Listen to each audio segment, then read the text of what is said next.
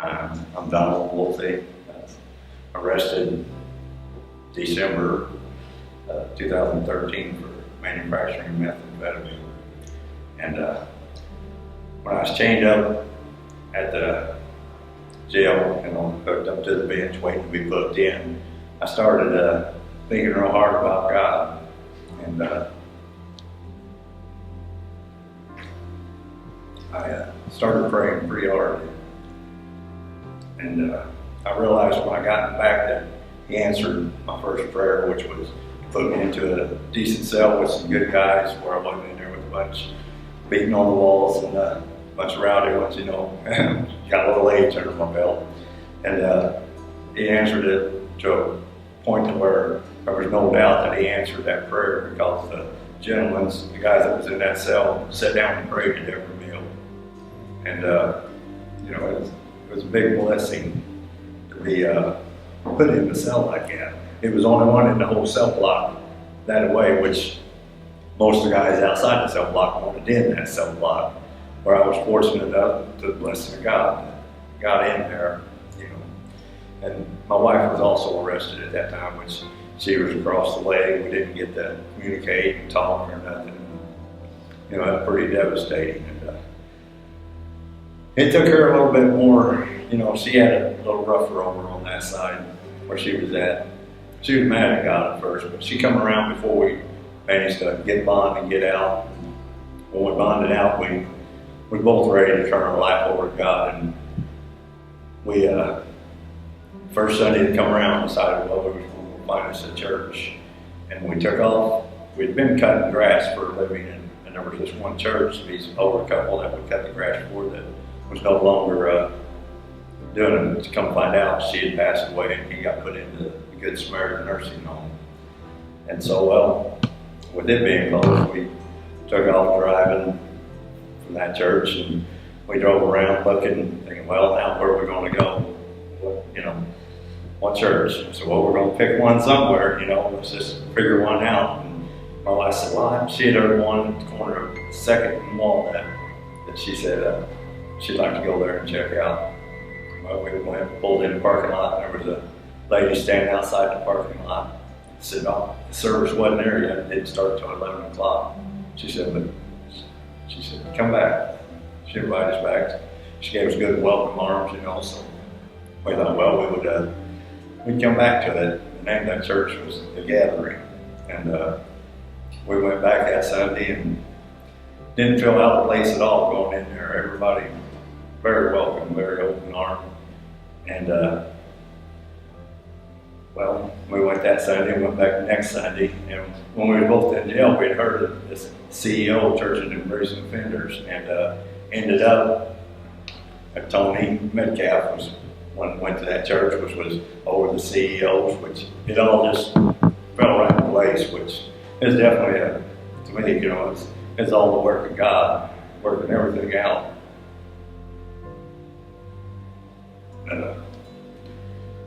It's a little hard. Because, you know, he definitely made everything much better for me and my wife. By us turning our life over to God, you know, I've been doing that for 30 years. Working hard. Right after we did that, turn our life over to God, went to serve in the church. He's kept away all our cravings, urges, triggers. I even enrolled in a stepping stone, and they said, well, you're on what we call the pink cloud. Well, you know, after about 9 weeks, hey, how long does this cloud last? That's when they told me, well, about 8 or 9 weeks. So then after about 4 or 5 months, this cloud sure still lasting. You know, because it wasn't just a pink cloud, it was active, it was God. And by us going in that CEO of the Church of New Prison Offenders, we was able to get into classes thinking for a change, which was, you know, a lot of enjoyment. We got a lot out of it. And just the church alone, the gathering, has just been so welcoming. You know, that's like now while I'm locked up, my wife's out there, and she's got all her new friends. The church, keeping her well comforted. You know, it's just, it's been remarkable. Can't say enough for the gathering, the CEO, all what they've done for us, and are doing for us. The church has embraced us. It's just more than I can say, far more than I ever expected. You know, that it's been so welcoming, so much comfort, caring. I've definitely received mail, cards, everything from the Restore and from people at church, other people that's doesn't even go, that just knows, you know, from when my wife gets on the internet and she talks so much about it. There's this lady that she went to school with that even wrote me and said she'd been following our new path in Christ. Give me a bunch of good comforting words. By getting into the church, gathering, getting God into my life, has given me such peace of coming here that it's unexplainable. There's a little joy even to it. You know, it's not a happiness, but it's just peace and joy that I feel the whole time I've been here. You know, well, one of the main things is knowing what my wife is. She's, you know, because I get letters from her all the time, you know, it's Jesus, Jesus, Jesus, and she tells me about everything, you know, how well everything's just going for her. Everything's going so much better. Life's been a total change. I was worried that there wasn't no Bible study classes or anything, but I found out there's one every night of the week. So I get to go to Bible study every night, celebrating recovery through Tony, through a CEO. And I go to prayer group every night at 9 o'clock, which is nice. It's good and enjoyable. So definitely can see God's hand at work. He's working well on me.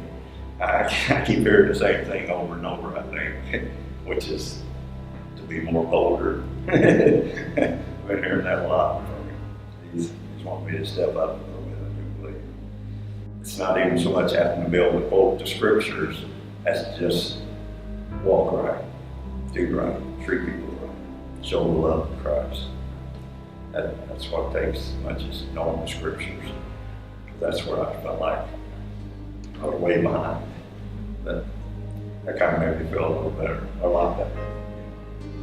I think that was all God talking to me. Let me know. Just do right.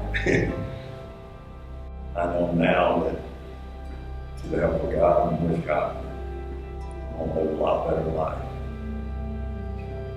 I know, I can feel it, I can tell it. He talks to me, he lets me know that this is right. This is my family and everything. That's something that you can't get back when you get older and it goes quicker. I know I need God there to help me do right.